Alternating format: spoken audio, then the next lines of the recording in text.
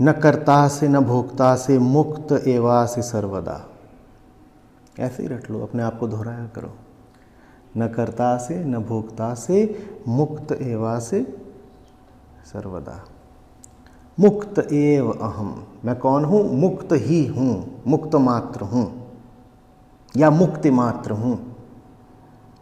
न कर्ता असे, हाँ, कर्ता नहीं, न भोक्ता असे, न भोक्ता, मुक्त एव, मुक्त मात्र, मुक्त एव असे सर्वदा, ये मैं हूँ।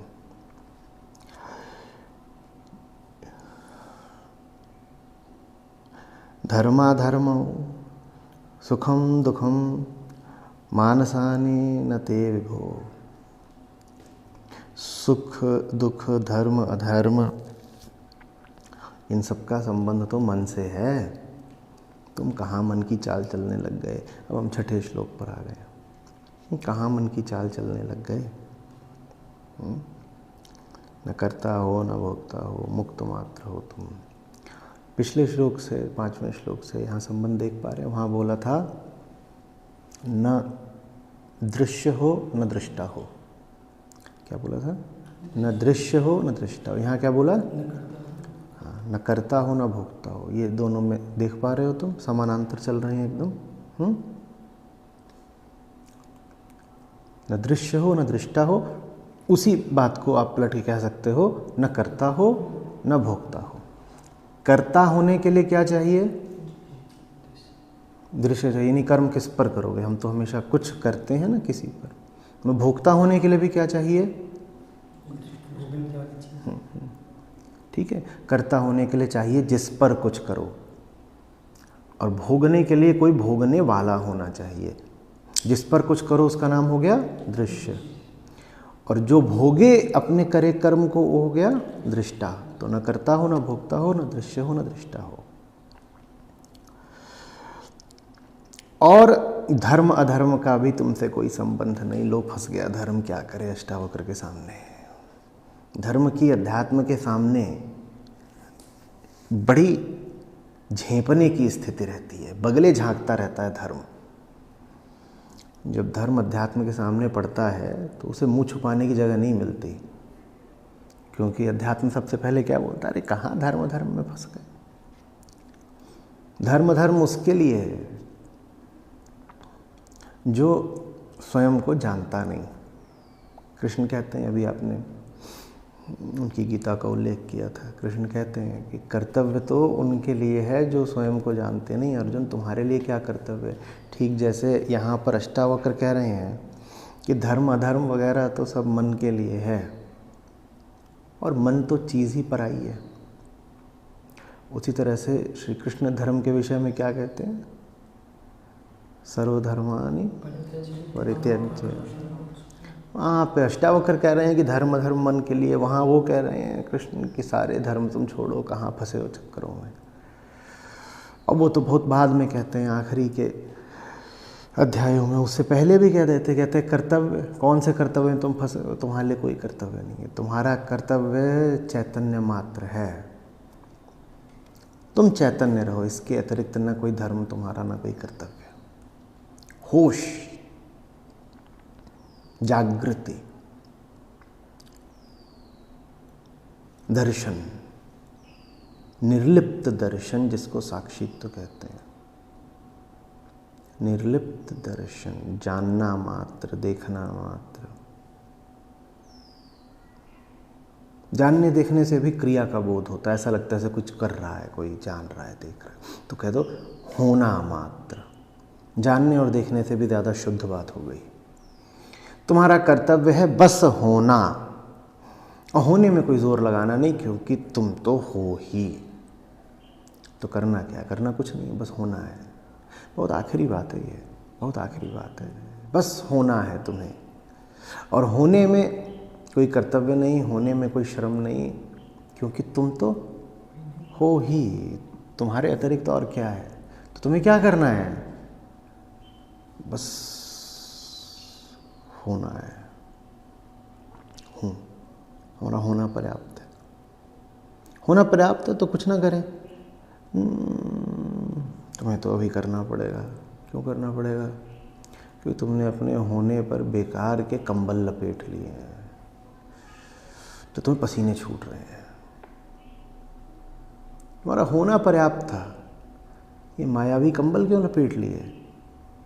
तो तुम्हें अभी कुछ करना पड़ेगा। क्या करना पड़ेगा? ये कंबल उतारो ना। तो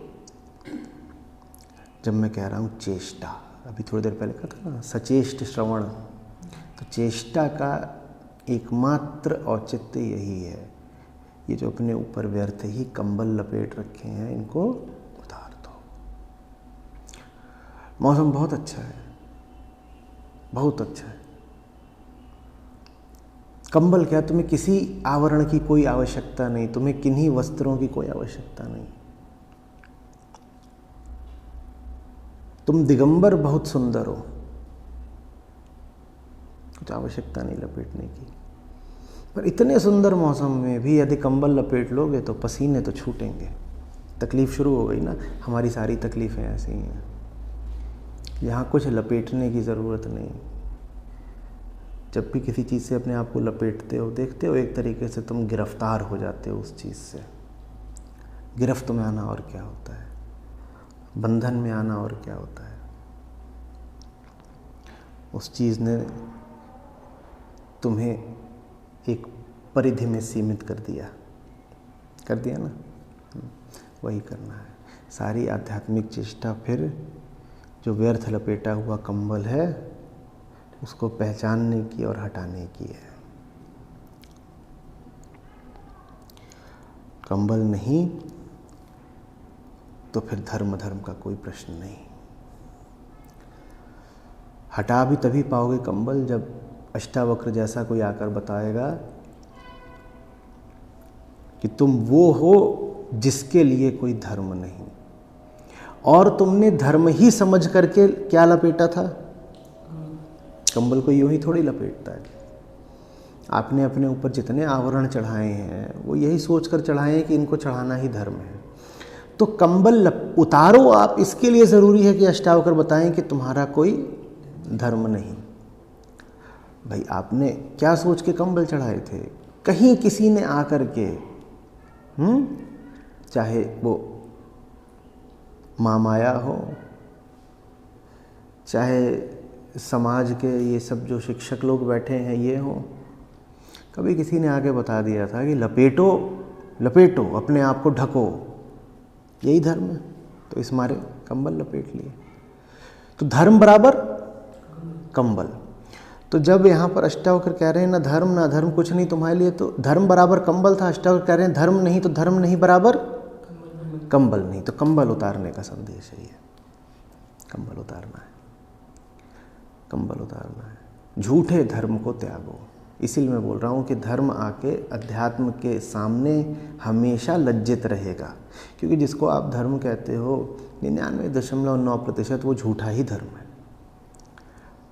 जब अध्यात्म दहाड़ता है तो धर्म पानी पानी हो जाता है। तो धर्म सुख दुख वगैरह का बस मानस से संबंध है, मानसानी, मनसा से, मन से संबंध है। अब सुख दुख भी क्या, आपको कुछ पता नहीं, आप स्वयं को जानते नहीं। आपको बोल दिया गया कि फलानी जगह चले जाओगे तो पूर्णता मिल जाएगी।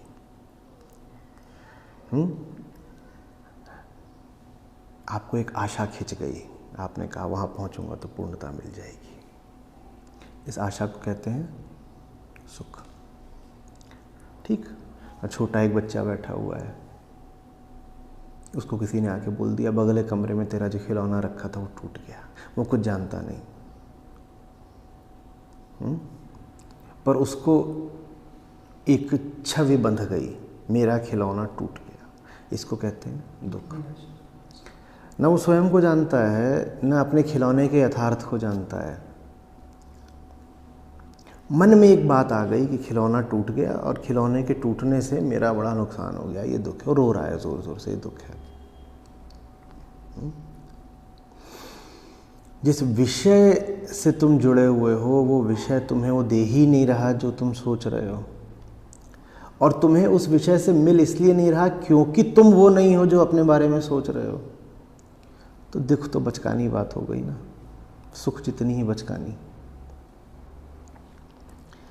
इनसे तुम्हारा कोई संबंध नहीं, ये तो बेहोश और भ्रमित मन में उठती लहरें हैं। तुम कहाँ इनके चक्करों में पड़ रहे हो। तुम तो इन चक्करों को, माने ये जो कंबल ने चक्कर बना लिए हैं तुम्हारे इर्द गिर्द, तुम्हारे परितः, इनको हटाओ और मुक्त एवासि सर्वदा, तुम सदा के मुक्त हो। तुम कैसे भूल गए अपने आप को? थोड़ा जगो, थोड़ा याद करो।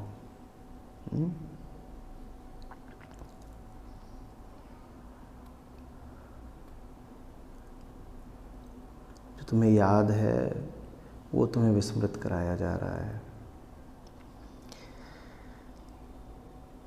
जब ये झूठी स्मृतियां हटती हैं ना, तो कुछ और ही है जो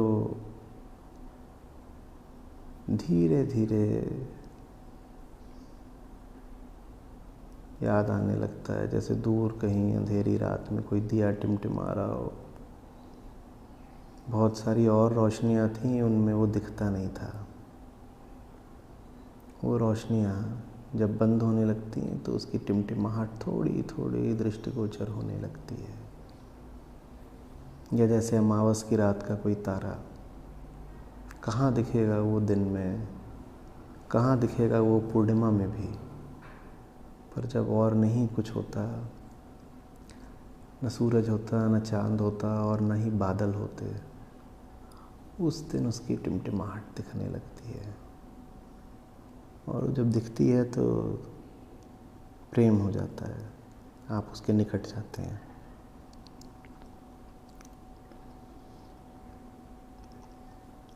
जितना निकट जाते हैं उतना होश खुलता है, सब याद आने लगता है, सब भूलने लगता है।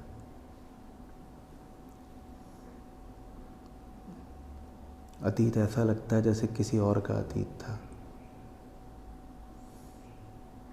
जैसे जिया नहीं था, जैसे कोई पिक्चर देखी थी जिसमें आपके ही जैसा कोई किरदार था।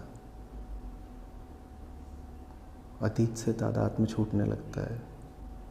वो व्यक्ति दूसरा था, हम वो थे ही नहीं।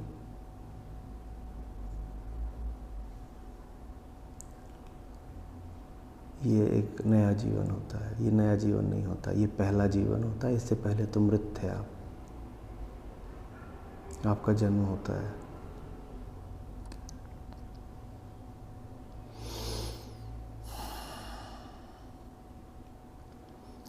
असंगो वसे निराकारो विश्व साक्षी सुखी भव, न कर्ता से न भोक्ता से मुक्त एवासि सर्वदा।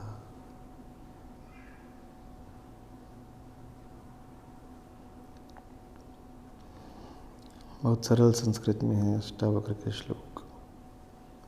आप सब